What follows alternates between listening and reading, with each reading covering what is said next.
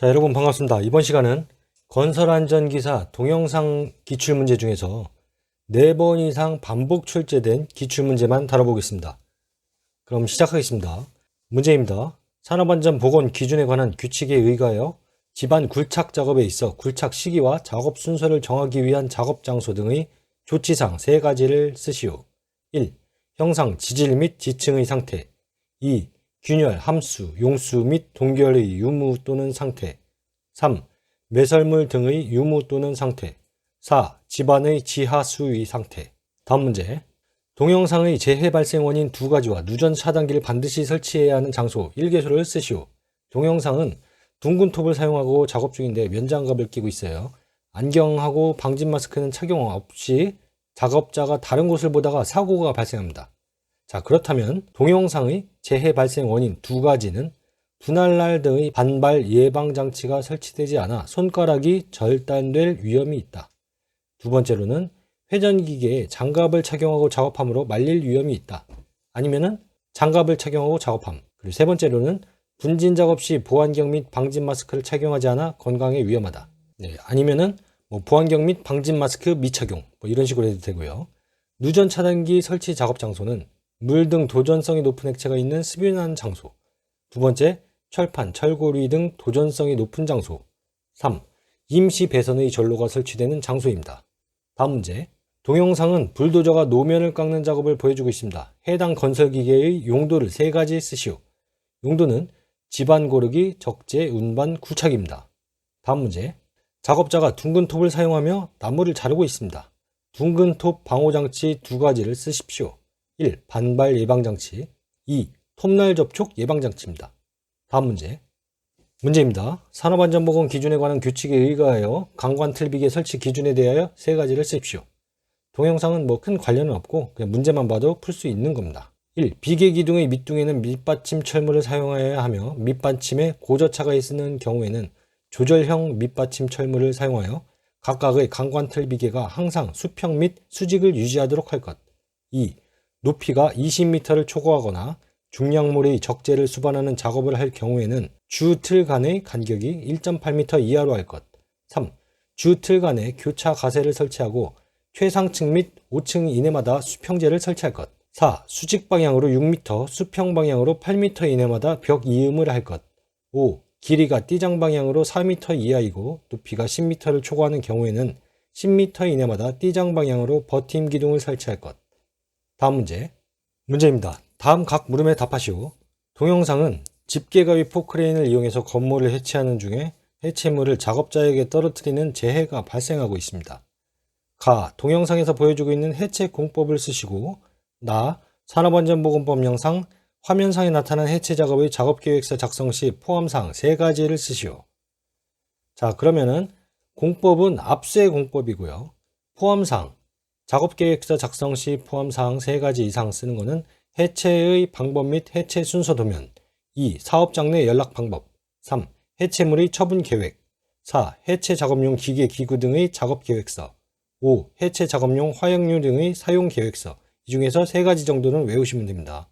다음 문제. 트럭 크레인이 붐을 뽑은 상태로 이동하고 있으며 이때 붐에 붙어있는 후크가 덜렁덜렁 흔들거리고 있어요. 주변에는 전선이 보이고요. 트럭 크레인이 멈추고 아웃트리거를 치마 방지판 없이 세팅을 합니다. 2명의 작업자가 강관 비계를 2줄거리로 묶고 있어요. 그 이후에 작업자가 크레인 붐 밑으로 다니고 있어요. 위험 요소 및 안전 준수 사항을 각각 3가지 쓰시오. 여러 가지가 있죠. 덜렁덜렁 흔들거리고 있죠. 그래서 신호수 미배치가 있고, 그러면은 신호수 미배치가 위험 요소니까 준수 사항은 배치를 한다. 두 번째로는 인양물 밑에 작업자가 있어요. 그러면은 인양물 밑에 작업자가 돌아다니지 않게 한다. 아니면은 출입 금지 조치를 한다. 그리고 세 번째, 크레인이 붐대를 뽑은 상태로 이동을 한다. 그럼 붐대를 뽑지 않는다. 이렇게 준수사항을 적으면 되고요. 네 번째로 크레인이 후크를 고정하지 않은 상태로 이동. 이거는 고정하면 되죠. 그리고 2줄거리로 묶는다. 만약에 한 줄거리로 묶는다 이렇게 돼 있으면은 한 줄거리로 묶었다. 위험 요소가 한 줄거리로 묶는 거고 준수사항은 2줄거리로 묶는다. 아니면 또 뭐가 있을까요? 유도로프를 사용한다든지, 그럼 유도로프가 없다. 유도로프를 사용한다. 그렇게 3가지 쓰시면 됩니다. 다음 문제입니다. 터널 공사 표준 안전 작업 지침에 의거하여 장약 작업 시 사업주의 준수사항 3가지를 쓰십시오. 동영상은 딱히 주의 깊게 안 봐도 됩니다. 문제를 더 주의 깊게 보시면 장약 작업 시 사업주의 준수사항 3가지를 쓰시오. 그럼 여러 가지가 있는데 그 중에서 여러분이 외우시기 편한 거 골라서 3가지를 외우시면 됩니다. 1. 폭약을 장진할 때는 발파구멍을 잘 청소하며 이때 공저까지 완전히 청소하여 작은 돌 등을 남기지 않아야 한다. 2. 천공 작업이 완료된 후 장약 작업을 실시하여야 하며 천공, 장약의 동시 작업을 하지 않는다. 3. 장약봉은 똑바르고 옹이가 없는 목재 등 부도체로 하고 장진구는 마찰, 정전기 등에 의한 폭발의 위험성이 없는 절연성의 것을 사용하여야 한다. 4. 약포는 한 개씩 신중히 장약봉으로 집어넣고 사전에 측정한 폭약의 길이와 천공 깊이의 차를 점검하면서 약포 간의 빈틈이 없도록 하여야 한다. 5. 포장이 없는 화약이나 폭약을 장진할 때는 화기의 사용을 금하고 근접한 곳에서 흡연하는 일이 없도록 해야 한다. 6. 약포를 발파공 내에서 강하게 압착하지 않도록 한다. 7. 장진물에는 종이, 솜 등을 사용하지 않아야 한다. 그 외에도 여러 가지가 있습니다. 다음 문제. 흙막이 지보공 설치 작업을 보여주고 있습니다. 흙막이 지보공 정기점검 사항 3가지를 쓰시오. 1. 부재의 손상, 변형, 부식, 변이 및 탈락의 유무와 상태. 2. 버팀대의 기납의 정도. 3. 부재의 접속부, 부착부 및 교차부의 상태. 4. 침하의 정도. 이거는 산업안전기사 시험에서도 가끔씩 나오는 문제예요. 외워두시면 좋죠. 다음 문제. 산업안전보건 기준에 관한 규칙에 의거하여 거푸집 동바리의 조립 시 준수사항 3가지를 쓰시오. 1. 깔목의 사용, 콘크리트 타설, 말뚝박기 등 동바리의 침하를 방지하기 위한 조치를 할 것. 2. 계구부 상부에 동바리를 설치하는 경우에는 상부 하중을 견딜 수 있는 견고한 받침대를 설치할 것. 3. 동바리의 상하 고정 및 미끄럼 방지 조치를 하고 하중의 지지 상태를 유지할 것. 4. 동바리의 이음은 맞댄 이음이나 장부 이음으로 하고 같은 품질의 재료를 사용할 것. 5.